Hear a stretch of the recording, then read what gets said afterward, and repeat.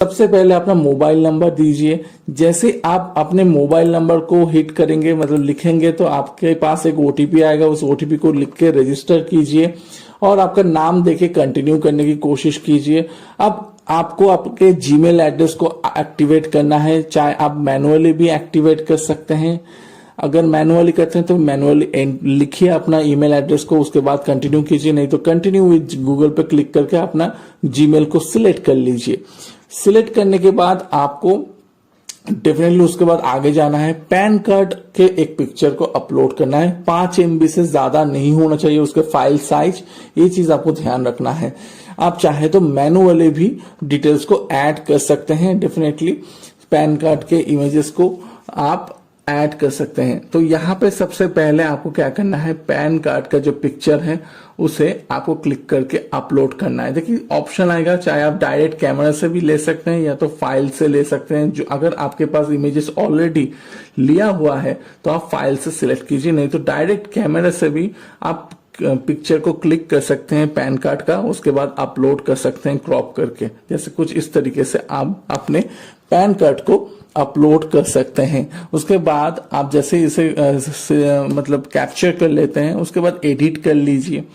कुछ क्रॉप करना है तो क्रॉप कर सकते हैं। अगर कोई गलत हुआ है अपलोड अगेन पे फिर से क्लिक कीजिए, थोड़ा सा क्रॉप कर सकते हैं, साइजिंग कर सकते हैं, उसके बाद सबमिट कर सकते हैं।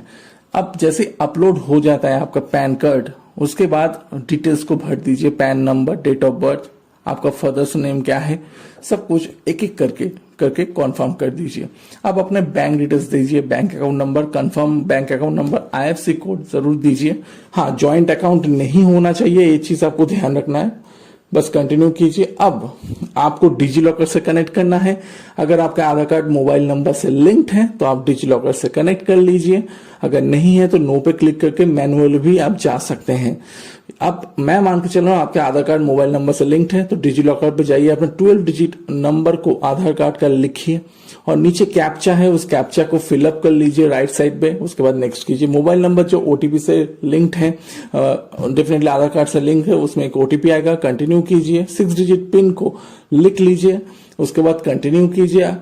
और कंटिन्यू करने के बाद डेफिनेटली 6 डिजिट पिन को आपको देना है। अगर आप भूल गए हैं तो फॉरगॉट पासवर्ड करके कर लीजिए। अपना डॉक्यूमेंट्स को अलाउ कर दीजिए। अब अपना सेल्फी लेना है आपको, एक प्रॉपर सेल्फी आपका होना चाहिए, क्लियर कट आपका पिक्चर, आपके फेस का जो पिक्चर है वो देखना चाहिए। अपने कैमरे को अलाउ कीजिए, अपने लोकेशंस को अलाउ कीजिए, उसके बाद ओके कीजिए। अपना प्रॉपर एक सेल्फी लेने की कोशिश कीजिए।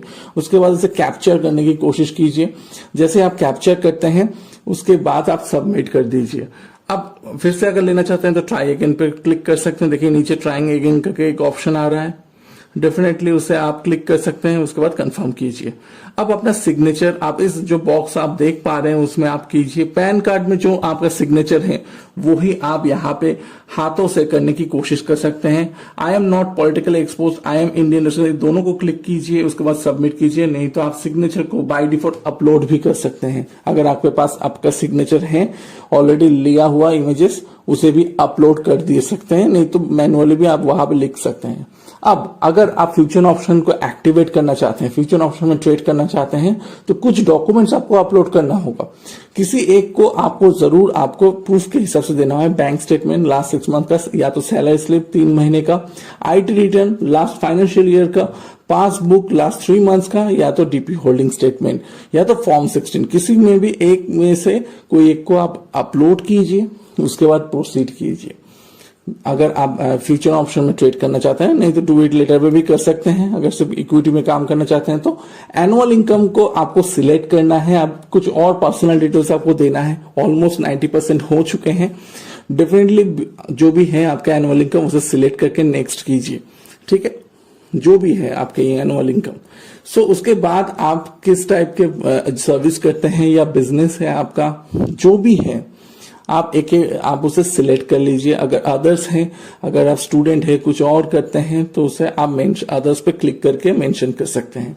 Gate updates and notification of WhatsApp करके एक बॉक्स आपको देखने को मिलेगा, उसे टिक करके नेक्स्ट कीजिए। अब आपका जेंडर, आपका मैरिटल स्टेटस को सिलेक्ट करना है और आपका सिक्योरिटीज फंड जो सिक्योरिटी सेटलमेंट है उसे आप डेफिनेटली क्वार्टरली में क्लिक कीजिए। उसके बाद कंटिन्यू कीजिए। और कंटिन्यू जैसे करते हैं उसके बाद आपको नॉमिनी ऐड करने का ऑप्शन आएगा। अगर आप नॉमिनी को ऐड करना चाहते हैं इस वक्त ही तो ऐड नॉमिनी पे क्लिक करके जिसे आप नॉमिनी में ऐड करना चाहते हैं उसके डिटेल्स आप उसके आपके आइडेंटिटी प्रूफ को रेडी रखिए, उसे अपलोड कर दीजिए। नहीं तो फिलहाल डू इट लेटर पे आप क्लिक करके आगे जा सकते हैं। बाद में भी आप नॉमिनी को ऐड कर सकते हैं। आप एनएसडीएल के ई साइन के पेज पे आप आ जाएंगे, जो बॉक्स आप देख पा रहे हैं ऊपर उसे क्लिक कर लीजिए। 12 डिजिट आधार नंबर को लिखिए, सेंड ओटीपी पे क्लिक कीजिए। मोबाइल नंबर आधार कार्ड से जो लिंक है उसमें एक ओटीपी जरूर मिलेगा आपको। एंटर ओटीपी के बॉक्स पे आप उसे लिख के वेरीफाई ओटीपी कर दीजिए।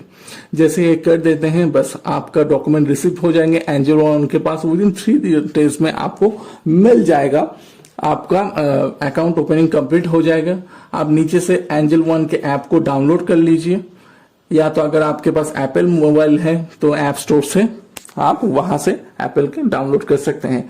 आपके ईमेल आईडी में एक जरूर आपको एक ऑप्शन आएगा, आपको